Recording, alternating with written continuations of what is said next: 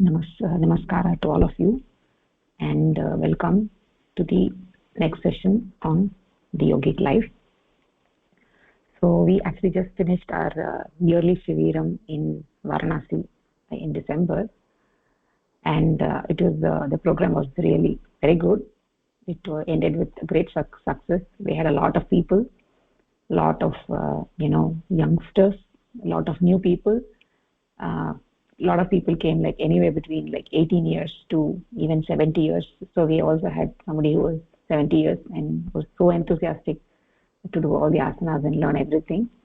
And overall, we should say that we can say that everybody enjoyed the Shivir very much. Everybody got a direct experience of the yogic life. And so that is what is the value they get from the program, right? It's essentially like you're taking dvija, you become a dvija, you're like reborn, right? That is the true meaning of dvija. People then come and they learn directly, they get direct experience, about human life as opposed to animal life, and how we can be a human being in the true sense, right? What is it to be a true human being? It is the desire for the infinite, a thirst for that infinite that cannot be quenched by any of the finite things, right? And for that, to realize the infinite, lifestyle is very, very important, right? That is why we keep emphasizing on the lifestyle a lot, right? Because we need to have a conducive lifestyle for realizing the infinite. Realizing infinite is not an easy task, right? So you need to have an appropriate environment, you need to have a proper body, you need to have a proper mind. All of those are essential, right, to realize the infinite. So that is what is the yoga nishta jivanam, right? So the very, very, very lifestyle, when one gets direct experience for one full week, 24 hours of the day for 7 days, then that is actually it is truly a revolutionary in life, and it brings a very dramatic shift, right? So we get physical birth one time, right? We are born physically, but that is physical birth. That getting a physical birth is a big occasion, no doubt, right? To get a human birth is a difficult thing, and getting a human birth is a difficult thing.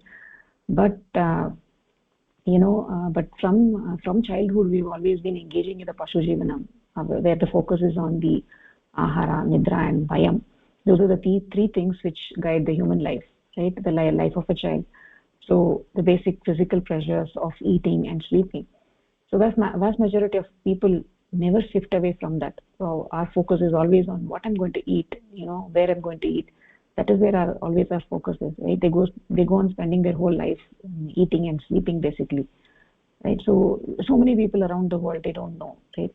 They take a very big meal, they eat more than they can actually accommodate, and they go up and they end up sleeping like animals, right?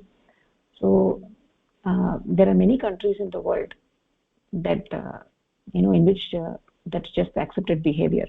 They feel that there's it's okay to go on eating, right? All the stores close in the afternoon, and again they open again in the evening. So many countries are like that, right? It's just the time of the life.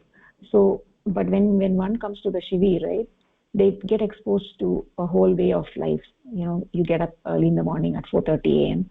Then you start your meditation sadhana at 5 o'clock in the morning, and the entire routine goes on from there, right? One gets direct experience of feeling the infinite within, as well as feeling that everyone around is a manifestation of that infinite. So that is the whole different way of life, because one is no longer living to eat, one is eating to live. One gets experience of a whole different type of food, like the satvika ahara, which is conducive to the realization of the infinite in one's life. So a food which has no oil, no salt, no sugar, right? No dairy products, which is right. So people are only eating those kind of food. Because people struggle to determine, how do I cook satvik ahar, how do I make satvik ahar? So that is a direct experience in terms of how you can engage in satvik diet, right? They're just generally people, those who are eating all those different things, they are not eating for expanding the mind. But one who is in yoga nishta jivanam, the purpose of eating food is to expand the mind to realize the infinite, because that is the very essence of life, or the very goal of life. So then it becomes a completely different experience, starting with food and then asanas and sadhana and vyayama. Then we go out, right? We go out for the morning vyayama, and also the environment there was really very good, right? It is far away in a remote location, far away from the city, and green fields everywhere, no shops, no restaurants, nothing. Very very, not many people around, like very quiet, and you have the Ganges flowing very near that place. So we went several times to the Ganges, and we sat on the banks to do meditation. So it was all very, it's incredible experience, right? So, and also in between the day we had a lot of sessions to discuss about various aspects of yogic life, how we can implement in our life, right? So that kind of experience you will not get unless you come to the Shivir. So I encourage all of you, to engage in this, to come to the Shivir, to experience this, right? Unless you come to the Shivir, you're not going to experience this. So for the coming year, 2025, we will be having a Shivir in December again, and everybody should make plans to come, right? So don't have any excuses. So be sure to attend, because it's very important. You'll get a very good experience. Everybody should get ready for that, right? Everybody should make plans for attending the Shivir. And right, and also one more thing is that those of you who are learning the yogic life, right, attending the yogic life sessions, should actually start from local classes, right? So everybody, we feel that we are not ready. That's what we feel. I also felt the same thing. I'm not ready. First time when Mode approached me to say, oh, can you teach? I was like, no, I hardly know anything. How can I teach? But it's not like that, right? Whatever little bit we have implemented, we have to share with other people, because the kind of positive experience that we've got from this, right? We have to share with other people. Like so many people, they don't even know all these basic things in terms of what to eat, what not to eat.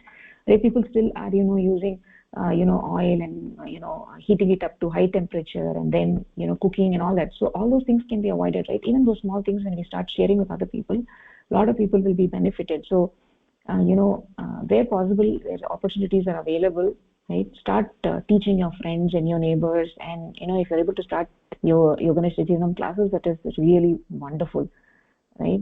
So the world is actually very very quickly deteriorating because of lack of this kind of right education. Like I'm sure all of you might feel at some point in time, had I known all of this when I was very young, it would have been much easier to implement, right? So we didn't have the right resources or right guidance to enable us to proceed in that direction, right? But then today we know it, and if we are able to share this with some youngster, some teenagers, or even not necessarily teenagers, anybody who is around us, right? I'm sure they will be greatly benefited. Those people who have an open heart, they will be able to accept this and move forward. This is actually a big service to the society, right? So the Atma Moksha is not possible without service to the society. Atma Moksha and Jagat Hit, they go hand in hand, right? So you cannot just say that I will be engaged only in the Atma Moksha and not worry about everybody else around me, right? So then that becomes a very selfish endeavor. So then in that, if somebody is who's having that kind of an attitude, they won't be able to proceed very far, right? Because it is a selfish endeavor. So when you are engaged in this yogic life, and when your goal is Atma Moksha, then Jagat Hit also goes hand in hand. So where possible, you need to do seva, right? Without doing seva, your mind will never expand. You have to come out and do service. Without doing service, if we just say that, oh, I will just be attending classes, I'll be doing everything for myself. Of course, we have to do everything for ourselves. We have to implement all of these for ourselves, right? Without implementing and experiencing the benefit, we cannot teach anybody else. But at the same time, as we implement things for ourselves and start getting benefits, we should start teaching other people. Even if you teach one person, if you influence one person, that will go a lot way. That is actually a seva, right? So with all that said, I actually want to ask, right? I will just say a few things for my own personal experience, and then I would like to ask this one, Suchitra Bagni, to share a few thoughts about how her experience was in the Shivir. Right, Bagni also attended the Shivir. So my experience, this is actually the third year for me at the Shivir. I've attended previously also. So first of all, the first thing, the first attraction for me is that place. That place is really so beautiful. It's so calm, far away from the city, and it is perfect for doing sadhana. It is perfect for thinking about Parama Purusha. That is a perfect ideal location. And also we have Swarup Mahodaya, who is so dedicated and so sincere, and his whole life is for doing Jagat Hit. So that kind of a person, you will not get that kind of a teacher, right? So that is also another special thing. So to learn from Swarup Mahodaya is really a blessing.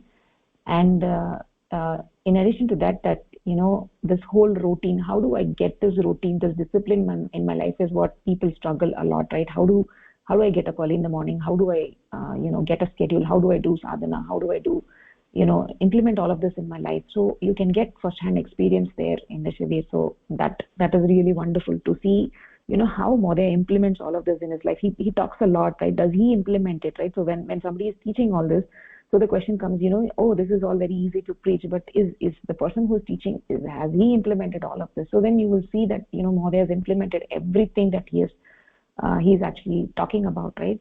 So then you also get the motivation. So when you come to the Shivir, you get to experience that, and then you will also learn all the asanas, how to do all those different asanas which are required for supporting your meditation, supporting your sadhana. What kind of asanas should we do? So you get the direct experience of the asanas. So you learn all the asanas. So whatever you learned in the previous year, if there are any errors, you can correct them, right? And also, like, as you keep doing asanas, your body becomes more flexible. So then you're able to implement further changes in your postures, right? To say, okay, so I was doing this wrong. Maybe I'll correct this. So those kind of things also, I got an opportunity to learn that. And then also the new energy that became this year, we had a lot of youngsters. A lot of youngsters came in, and even like some senior citizens, like 70 years old, right? So those all different kind of energy.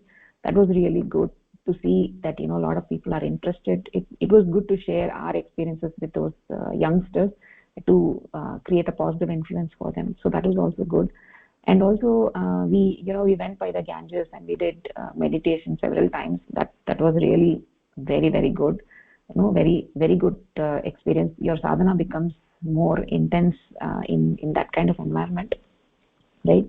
So and also this overall, the feeling that you get after the Shivir is that because we live in such a close environment and we interact with each other, so we get a tight bond with the other person. You get deeply connected with everybody who is there in the Shivir. So it feels like we are all a family. This Vasudhaiva Kutumbakam, that kind of experience you get, right? And I'm sure you'd never get this kind of experience even when you go out. Like, let's say you go and have a group gathering somewhere and do whatever you do. You never get any experience. There's a complete waste of time when you go for group gatherings and do all sorts of things. It's complete waste of time, but you never get this bond with the other. And most of the time it's like comparison, to say, oh, they have this, I don't have this, right? That kind of a comparison you have, but none of that. Here it is like, you have this the mitrata, you have this sneha bhava, right? Each person is very affectionate to the other person. So you get a very, very tight bond with each other, and even the people that you have never met before, right? This might be the first time you've met somebody and you still got such a deep bond with such a person. And it's really amazing to see that, yes, we are all having the same, we have all originated from the same source, right? From the same Parama Purusha, from the same Chaitanya that we have all emerged. So it gives a feeling of, a joy to get connected with different people, right? So that is also another experience I thought was really that keeps for me personally. This is the third year that kind of this Sarvatma Bhava keeps getting increased every time I go to the Shivir, right? It is just amazing. Just can't express it. And also the feeling is like I don't want to go from here. It is so beautiful, and it's so nice to be engaged in this 24 hours of the day, right? So that is also another feeling that I got. So overall, it was a life-changing experience for me from the first year. and every time I go there, it just makes me to get more stabilized in the Yoganishta Jivana. So that is my personal experience. So Suchitra Bhagini. Namaskar. Namaskara Bhagini. Do you want to share your experience, the Shivir, how your experience was at the Shivir? Sure. Well, this was my first time attending the Shivir, and it was like, what I can say in words. Every time I used to think all that we are reading is really theoretical. Is it really possible to implement those in life? But in the Shivir, it changed my thought process, and I realized that yes, all these are very much practical. As I say, our vichara starts with our ahara. So the kind of food that we were having there, it entirely kind of transform our thoughts so that we can focus more on the dhyana, the concentration of mind. And as Bhagini said earlier, the kind of environment we got, and there was no distraction at all. The nature with its abundance, the river bank or the greenery around, and the disciplined life that we were living over there. It was all amazing. And yes, this the schedule used to be like getting up in early morning 5 o'clock, and we used to have sessions till night 9 o'clock. So those were all kind of experiences where you learned not just the theoretical aspects of Yoganishta Jivans, but also you learned how to do your asanas, how to take those aharas, how to do your exercises so that your body is fit enough to undertake this practice. As we know, many of us are having issues with our health, and we say that it's really not possible to undertake this kind of practices, and but it is possible. So with the kind of yes, initially 2 days you might feel out of the track, since we've been living a misled life for a long time. So coming back to the track, it takes a little time, maybe a day or two. But you see everyone around you are following the same routine. So you don't feel like you are someone who is out of the world. You feel like you are part of it. And so it gives you a really good feeling to practice all those and implement those things. And after 7 days, it is kind of you feel like, okay, I know it is possible outside too. So you can try those things. So in a way, I say it has given me a lot of self-confidence that yes, those things are possible. And I would definitely encourage, I'll ask everyone, it's a life-changing experience. So we must go and see and then feel for ourselves. Dhanyavada. Very beautiful, Bhagini. Dhanyavada. Very, very beautiful. Thank you so much. So I have to say that Bhagini is very, very sincere. Bhagini has implemented everything that we have talked about ahara and the lifestyle changes, all that we talked about. Bhagini has implemented all of it. She was very, very sincere. She participated all the sessions. She learned all the asanas, and she's implementing all of this in her life. And I'm sure she will continue with that for the rest of her life, right, Bhagini? So with that said, I would like once again encourage everybody, those of you who did not get a chance to come this year, those of you who are listening to the lectures, also make every attempt to come to the Shivir, and you will not regret it. It will be a life-changing experience. It will be a wonderful experience. It's not like any of those, the yoga Shivirs that you might go elsewhere. It's very, very different. It's completely different. It's not like you might experience in some yoga studios here and there. It's not, none of it. It's like everything that we preach, it is implemented. How you bring everything to your practice. So that is what is actually you learn. The biggest takeaway is all those things that we have talked about so far, how we can implement in our life. That is the key takeaway. And once you learn that for the 7 days continuously, for every minute of the day you follow that, then you will know how to go back to your life and implement that, or how to arrange your life, right? So, and also another thing I would like to share is there were like a lot of students, who were studying at IIT Patna, and there's those students who say, yeah, it's so easy for you all to say that, implement this diet, it's very easy, but in our mess we don't get all of this, right? We how can we go and dictate to the mess that we need food without oil, without salt, without sugar and all that? How is it even possible? So whatever food is available in the mess, that's what we can eat, and we're not allowed to cook in our rooms. So what do we do about it? So how can we implement this, right? So then the response that Mohoday gave, the response he gave was that, if you're sincere about it, then you will make ways, you will figure out, you'll find out how I can implement this, right? If you're really sincere, then automatically the ways will be formed. The Parama Purusha is there to help you, right? Don't ever feel that you're alone, right? If you're sincere in your heart, and if you take just one step, Parama Purusha will take 10 steps with you. And that is what Mohoday responded, and those students took that very seriously, and they actually went back to their son class, to the IIT Patna, and they actually talked with their mess manager, and the mess manager, it was very surprising, the mess manager agreed to provide them all of this, right? To food without oil and all of this. There were a bunch of 4 or 5 people who were there from IIT Patna, and all those people went back, and they actually sent this message to the group saying that we were successful in getting the Satvik Ahar implemented for us, and that is really a great success story, right?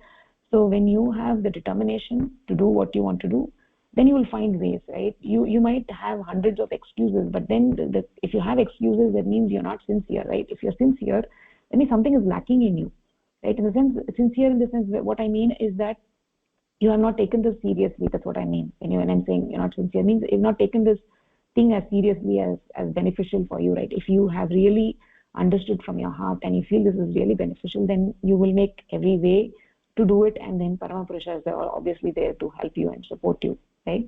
So with that said, I can we can close the topic on the Shivir. If you guys have any questions, you can raise that. Otherwise, we'll go ahead with our discourse. Okay. Okay. So we have to start the new discourse. What is the cosmic entity today? So Chandrasekhar Modi, do you want to read? You want to start? Okay, Bhaini. What is a cosmic entity? It has been established that Brahma exists, and also that it is Paramatman, Bhuma Chaitanya, universal consciousness, or consciousness in its totality. Bhuma Chaitanya, or cosmic consciousness, or consciousness in its totality, is also known as Siddhi Sakshi or Purusha. It was also explained earlier that Prakriti is a or a unique energy or force of Purusha, consciousness, and that she also qualifies Purusha. Prakriti is a principle of Purusha, and she is always so intimately bound up with him that it is impossible to separate the two. They are inseparable, like fire and its burning property. Just as these two cannot be separated, Purusha and Prakriti can also never be separated. Prakriti is the unique force, the qualifying principle of Purusha, the force or principle which gives something a characteristic or property, cannot be separated from it. Similarly, although Purusha and Prakriti are two distinct entities, they cannot be separated. So Purusha is bound to be present wherever there is Prakriti, and the collective terms for them is Brahma.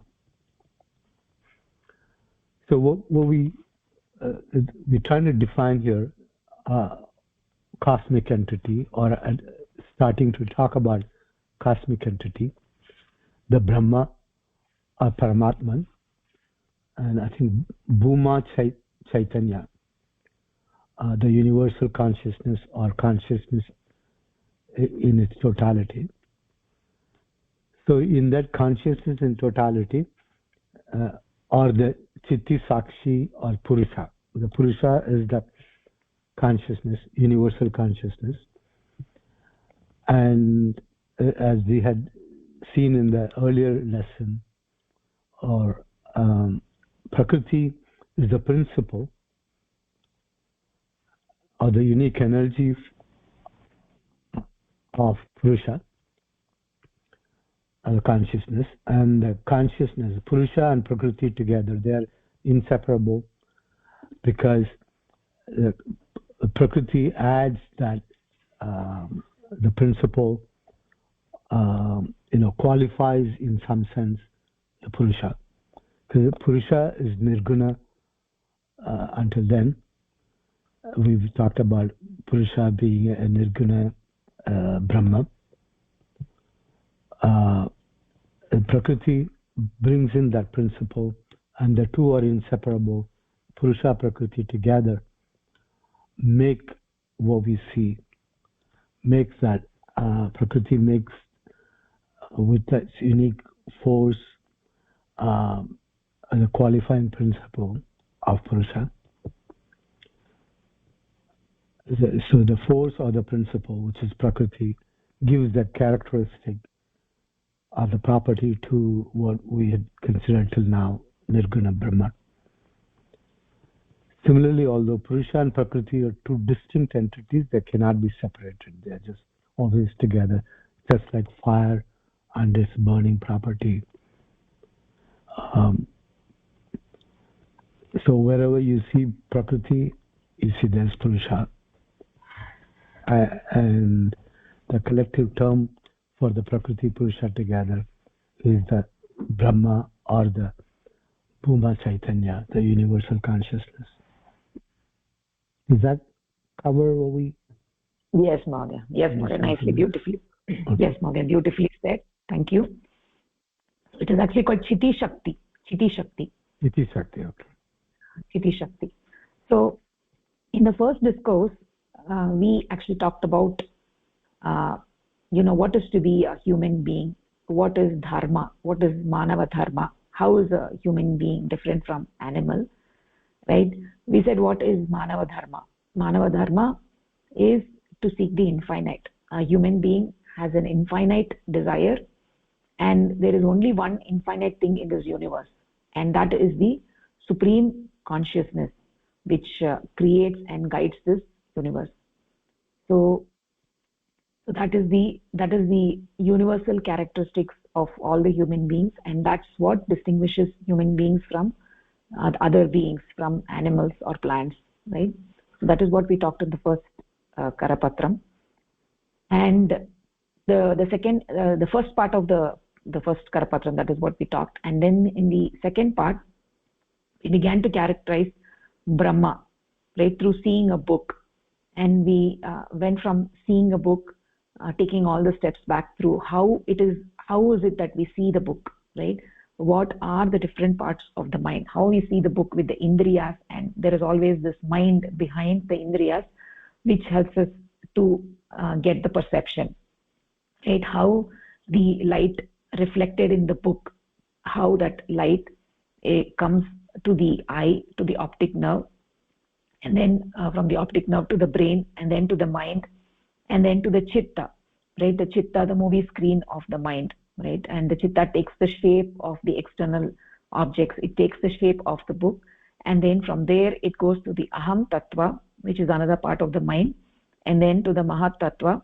The aham tattva is the doer I, chitta is the done I, and the mahat tattva, which is behind the aham tattva, right, which is the sakshi of the aham tattva, and behind the mahat tattva there is the jivatma, which is the sakshi of the mind, and that jivatma is nothing but a reflection of Paramatma, right? So we talked about this entire anatomical structure, and ultimately, that by that a notion of what we're talking about with Brahma, right? And that Brahma exists. So now we are going to talk more in detail about this supreme consciousness, about this Brahma, about this Chiti Shakti. So when we say Brahma, what exactly we mean by Brahma? What is this cosmic entity? So that is what we're going to be talking about in this Karapatra. So Mahodaya beautifully explained the first paragraph and the second paragraph. So we know that Brahma exists. We understand that Brahma exists, and that Brahma is the Bhuma Chaitanya, the supreme consciousness, universal consciousness, Chaitanyam. Right? Those are all the different names, right? Different names of Brahma, and it is also called as the Purusha. We use the term Parama Purusha. It is also called as the Purusha, the Chiti Shakti, right?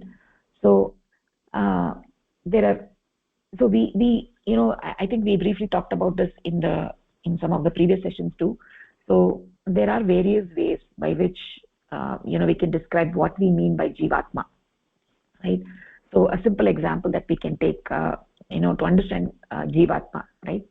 So let's say that there is this ocean. There is an ocean, and in that there is a cup. There is a cup which is filled with water, right? A vessel or a cup which is filled with water, and that cup is floating in the ocean.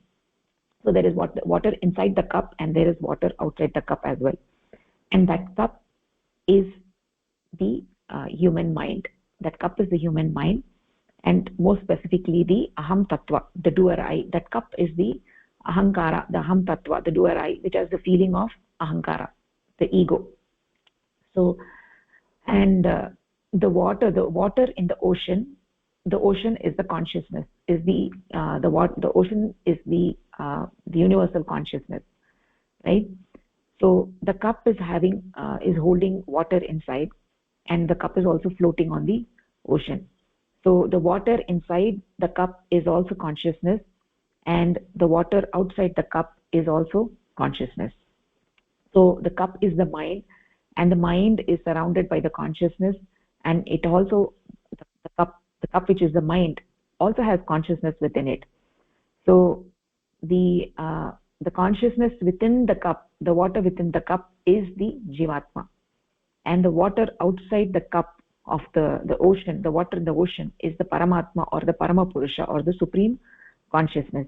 So what is it that keeps the water inside the cup from the water outside the cup? Is the Ahankara, is the ego.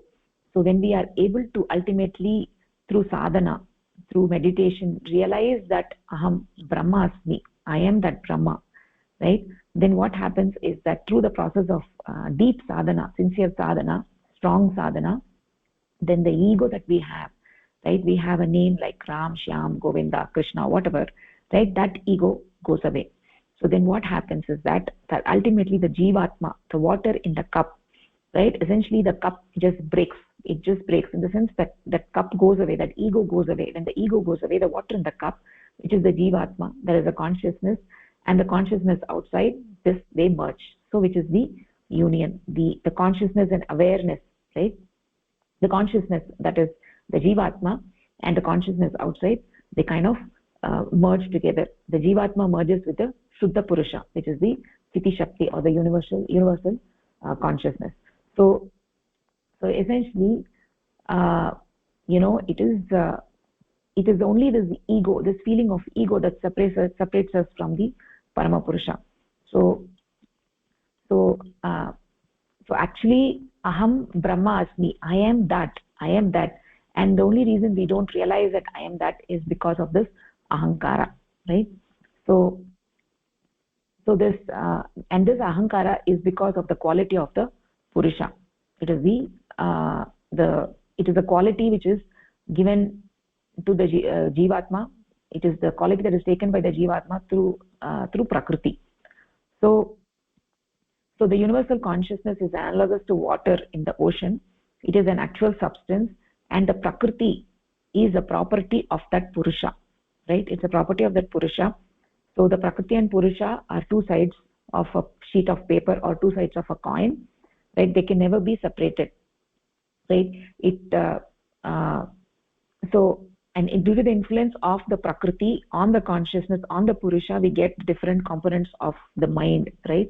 The mahat tattva, aham tattva, and the chitta.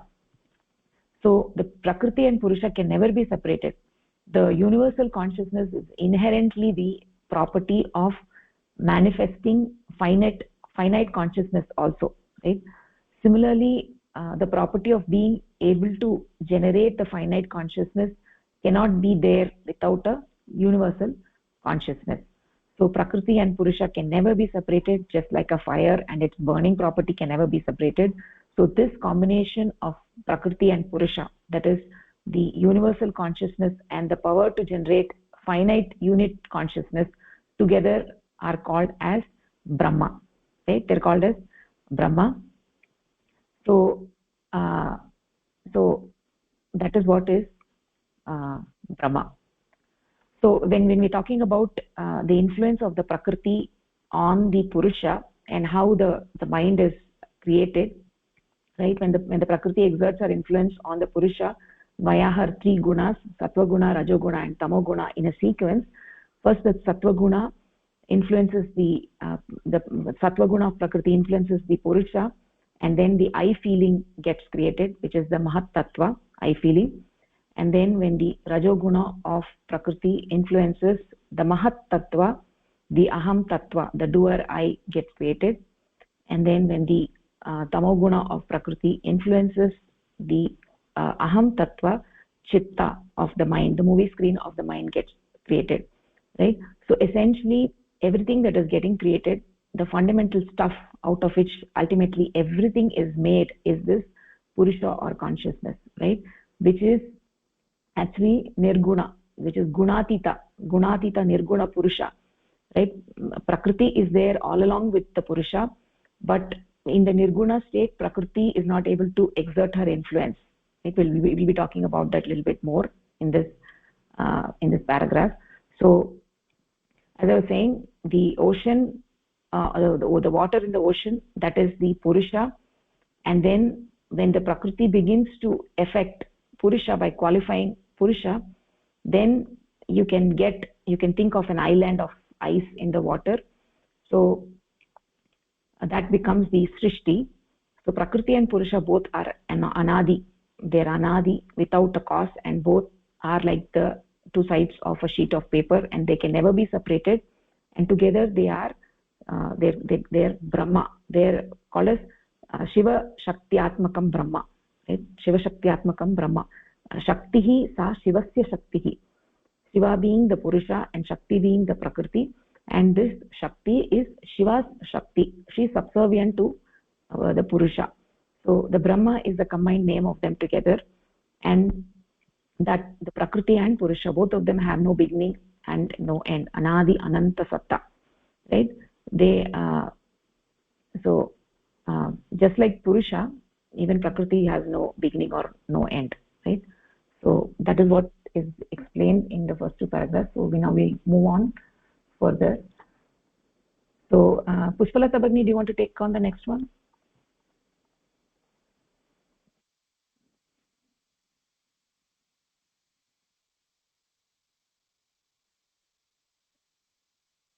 Oh, Bhagini is not there. Okay, Suchitra Bhagini, go ahead.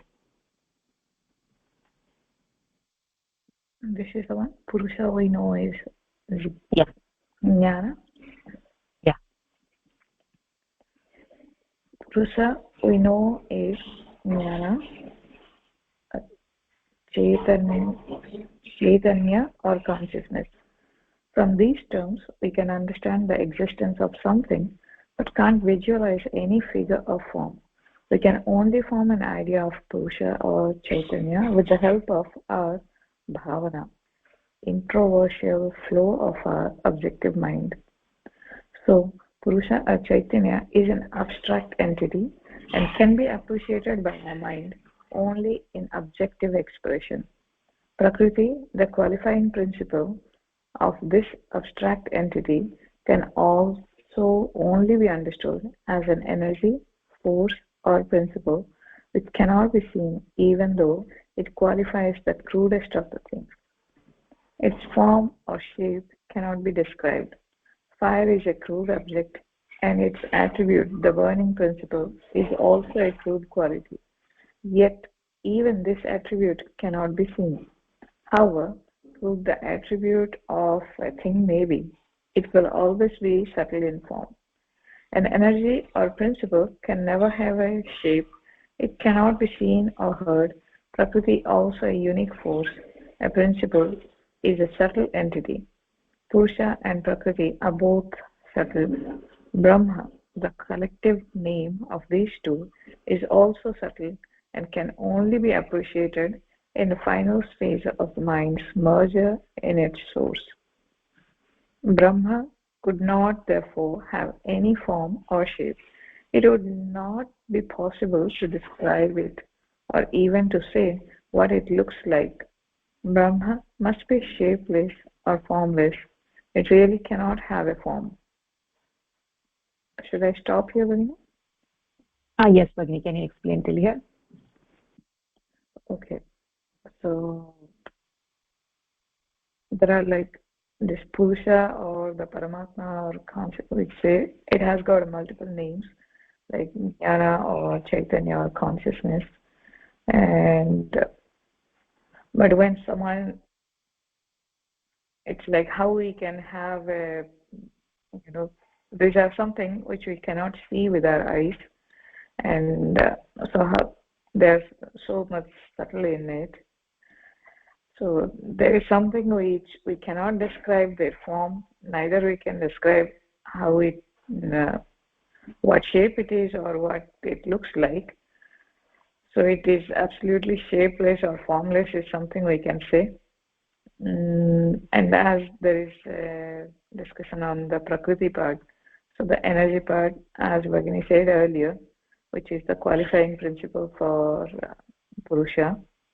So the Purusha and Prakriti both are together and they are inseparable.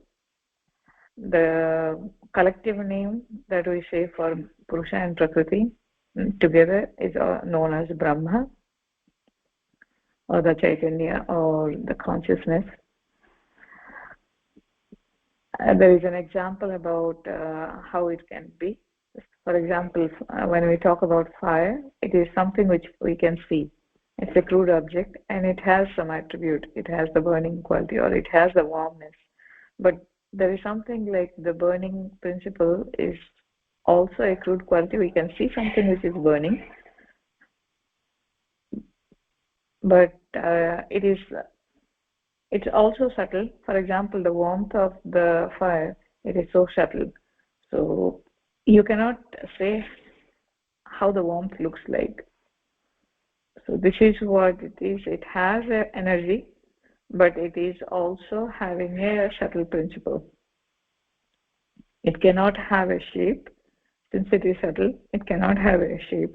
And so also it cannot be seen. We cannot see the, the attribute of the fire. So this is how it is. The Prakriti is the energy or the force which kind of qualifies the Purusha, and this is what it is, what I understood. Yes, Bhagini, very nicely said. It was perfect. That is actually the idea. Yeah.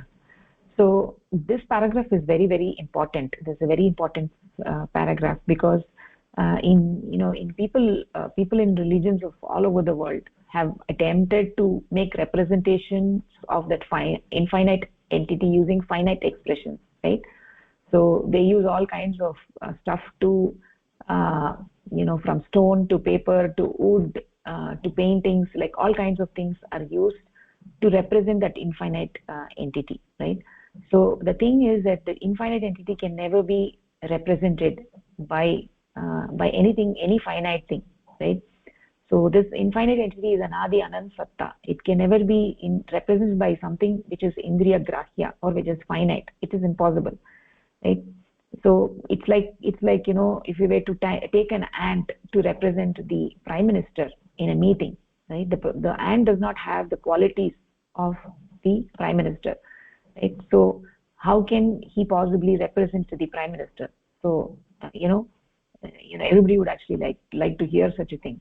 So the principle being expressed in this paragraph are very, very important, because we are talking about the goal of human life, right? We should not represent what the goal of human life is, because let's say that if somebody wants to go to Delhi, but they take a train, or they misunderstand where it is, they think it is Bangalore.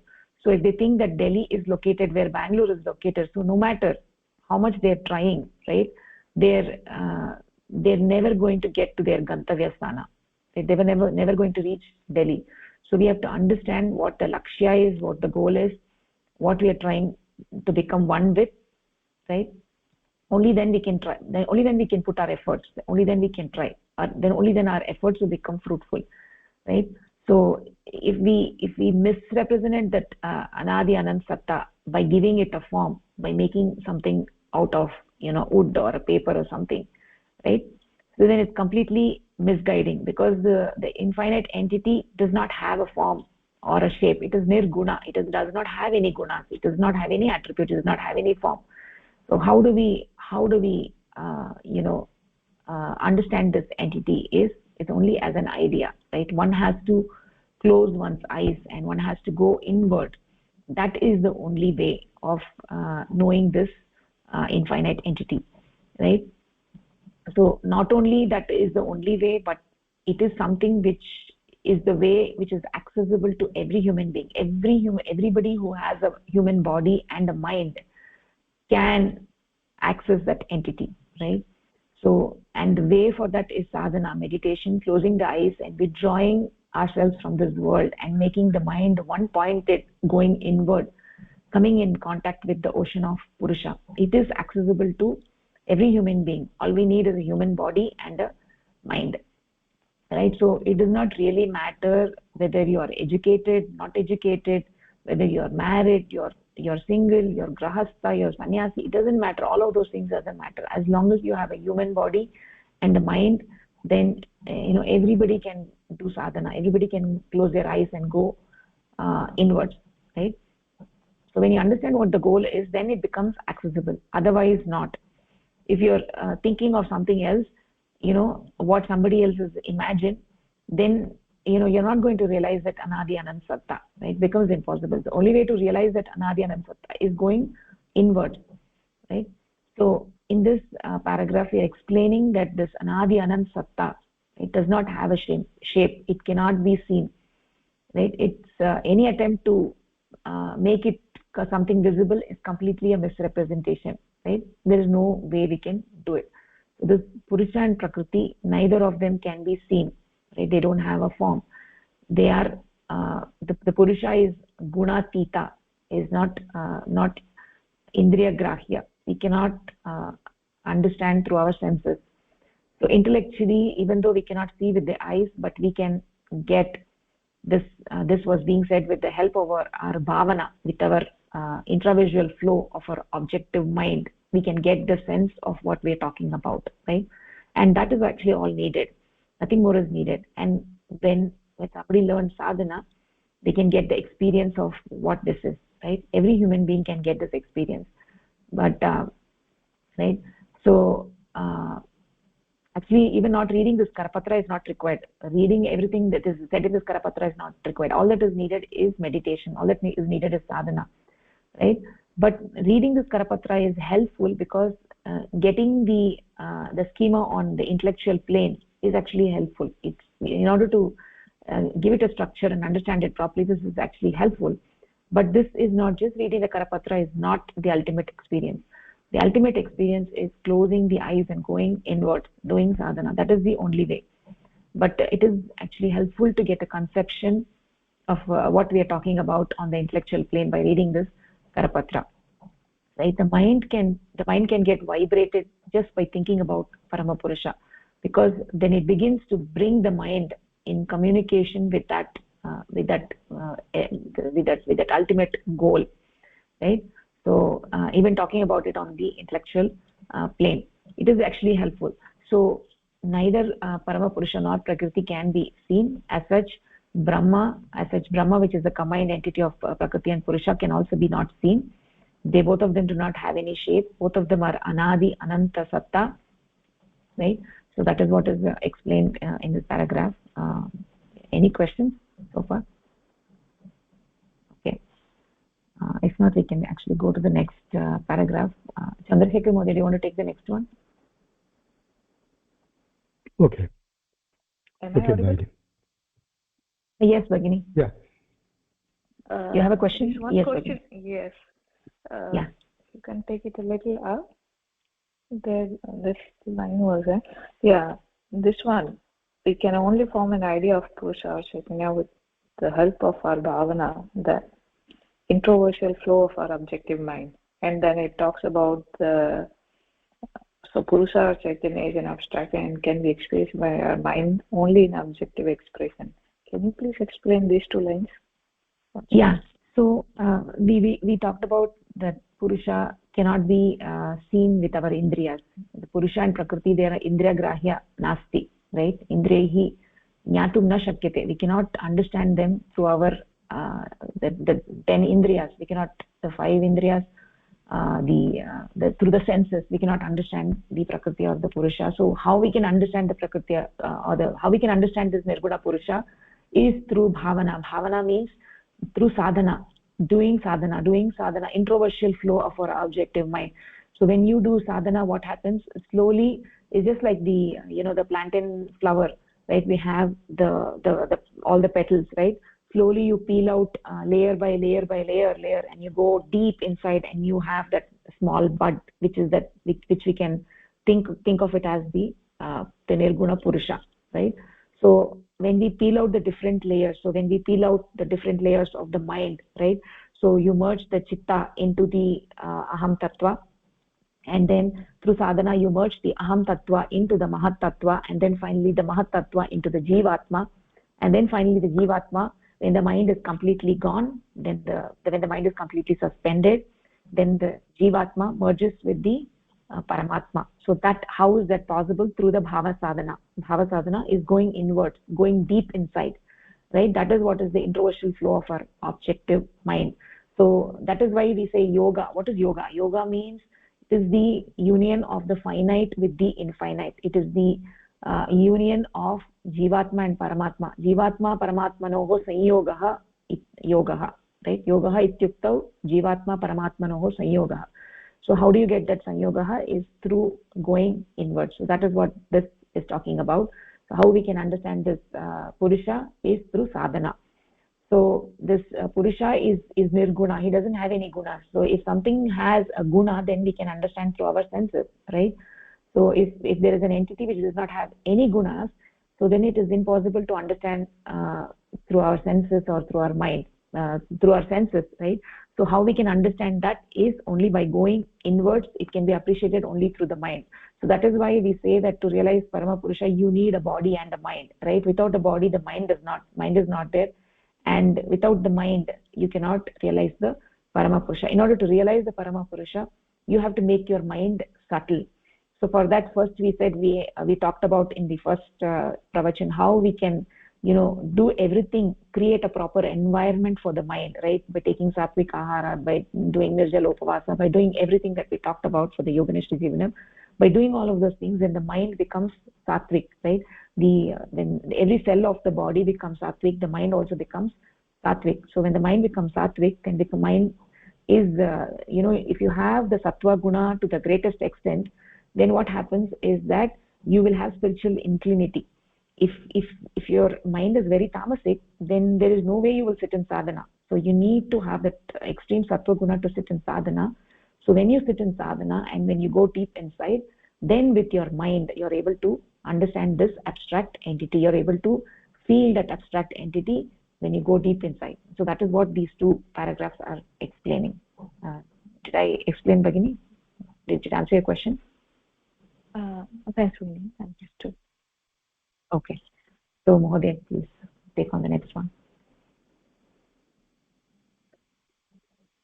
Okay, Bhagini. It was said earlier that Buddhi Tattva comes into being as a result of the influence of the Sattva-guna of Prakriti on the unit consciousness or Atman. Atma Tattva is formed Aham Tattva. Aham Tattva is formed due to influence of Rajoguna on Buddhi Tattva. And lastly, Chitta is the result of the influence of Tamoguna on the Aham Tattva. The formation of Chitta is dependent on Aham Tattva as it comes into being only as a result of the influence of Tamoguna on Aham Tattva. The existence of Chitta is therefore not independent. If the Tamoguna of Prakriti does not influence the Aham Tattva, or if Aham Tattva ceases to exist, Chitta cannot be formed. But the absence of Chitta would not mean the absence of Aham Tattva and Prakriti. It only means that Tamoguna of Prakriti is not influencing Aham Tattva, and that the existence of Aham Tattva does not depend on the presence or absence of Chitta. It is independent of Chitta. If we apply the same reasoning to Aham Tattva, we can see that it is dependent on the influence of Rajoguna of Prakriti over Buddhi Tattva. But the existence of Buddhi Tattva does not depend on the presence or absence of Aham Tattva. Buddhi Tattva is independent of Aham Tattva. Similarly, the existence of Buddhi Tattva depends on the influence of Sattva Guna of Prakriti on the unit consciousness, but the existence of unit consciousness is independent of Buddhi Tattva. Mahodaya, can you take till there? Can you take till there? Yeah. Okay. So what we are talking about in here is the influence of Prakriti creating or resulting from something that's nirguna entity, like the unit consciousness, and adds the property to where you can recognize the combination of Purusha and Prakriti, or the unit consciousness and the Prakriti.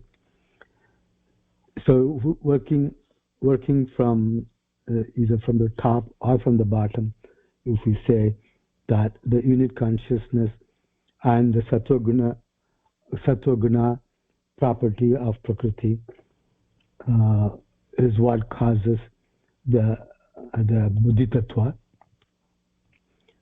I think that's the one we also call it Mahat Tattva. And the Rajoguna influence on the Buddhi Tattva is what causes the Aham Tattva, and the Tamoguna property of Prakriti on the Aham Tattva causes the Chitta. So in that relationship, the Chitta is dependent on the Aham Tattva, and Aham Tattva is independent of Chitta. But the Aham Tattva is dependent on the Buddhi Tattva or the Mahat Tattva, and Mahat Tattva is independent of Aham Tattva. And in turn, the Mahat Tattva or the Buddhi Tattva is dependent on the unit consciousness or the Jivatma, and Jivatma is independent of that Mahat Tattva. So it highlights the property or the guna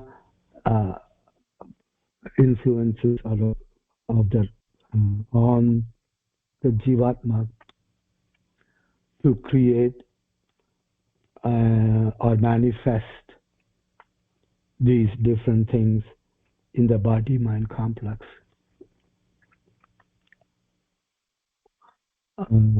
Namely the Mahat Tattva, the Aham Tattva, and Chitta.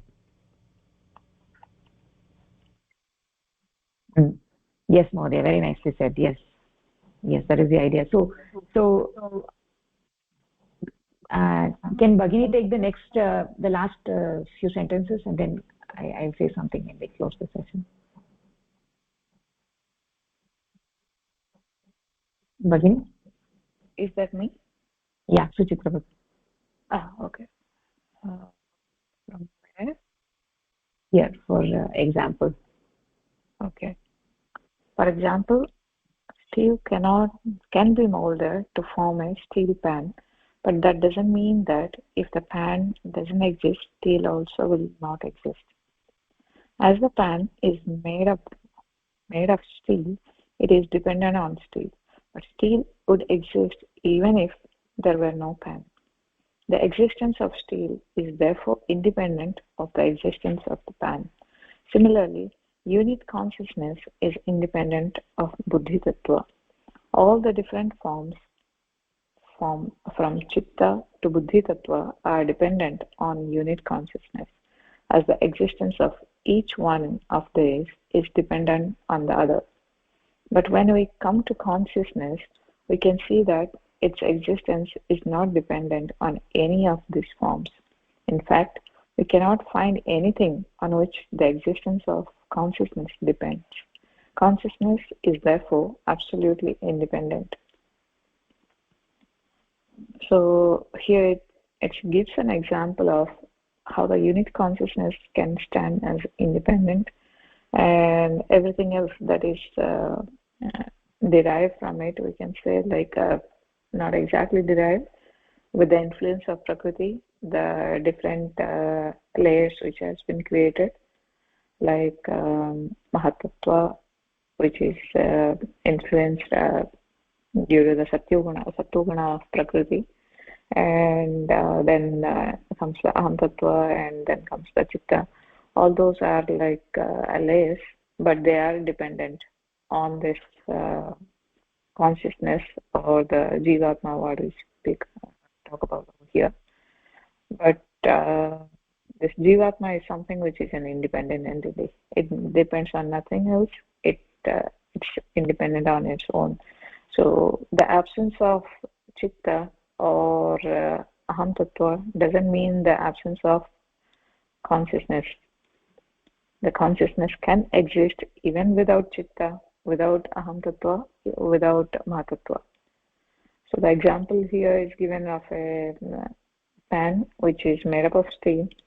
So from the steel, the pan can come out, and there can be many other forms that can come out, but in the absence of the form called pan, it doesn't mean that the steel doesn't exist. It's just not molded, and the form is not visible. That doesn't mean it doesn't exist.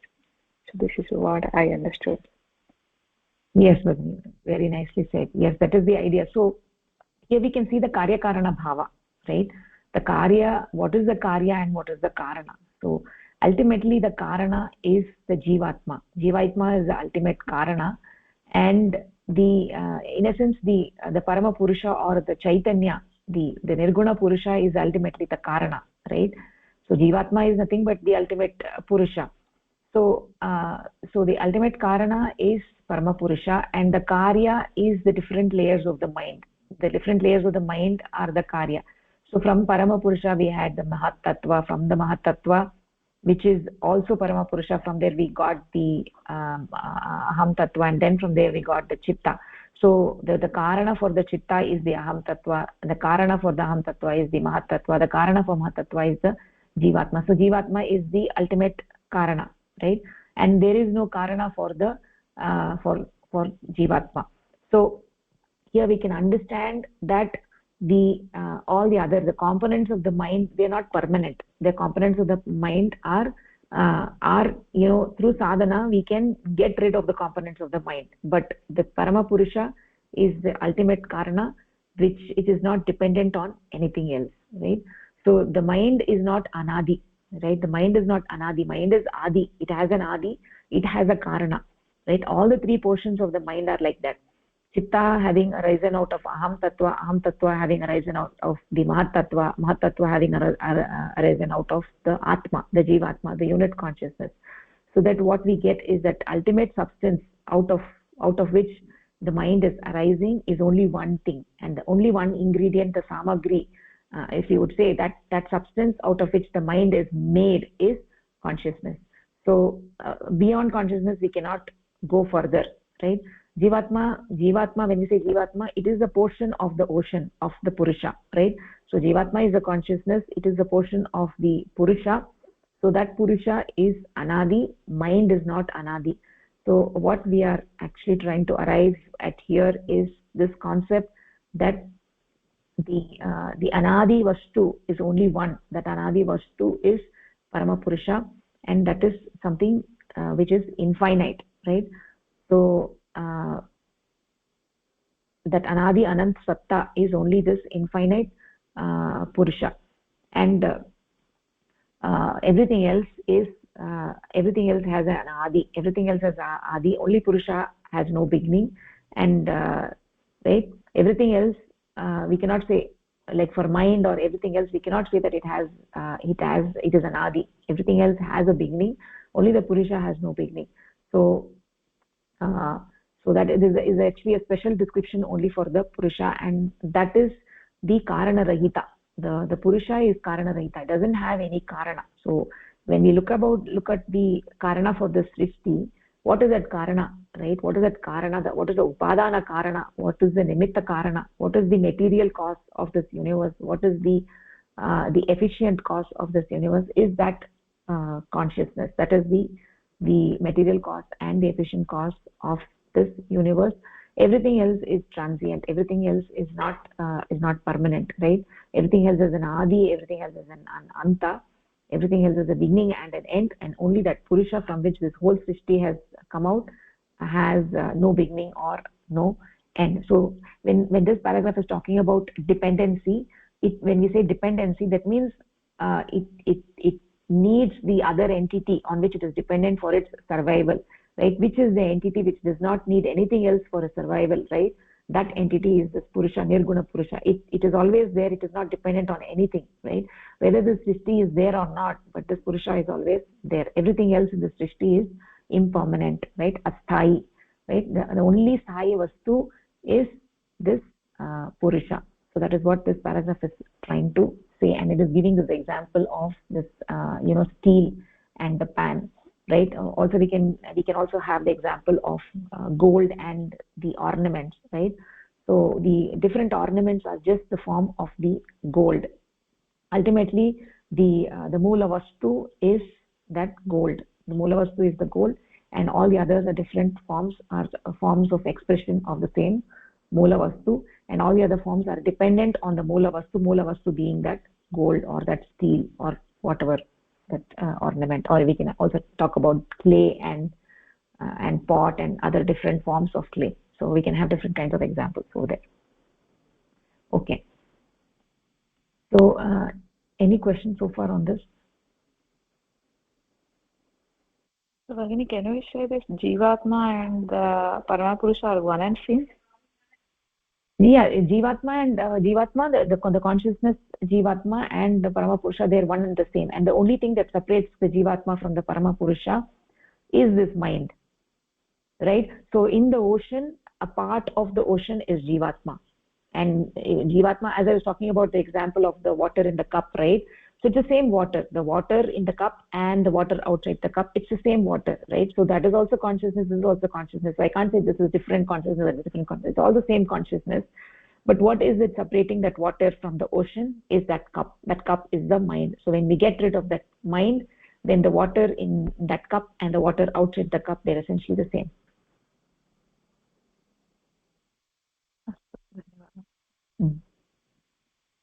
Okay. So we will stop over here.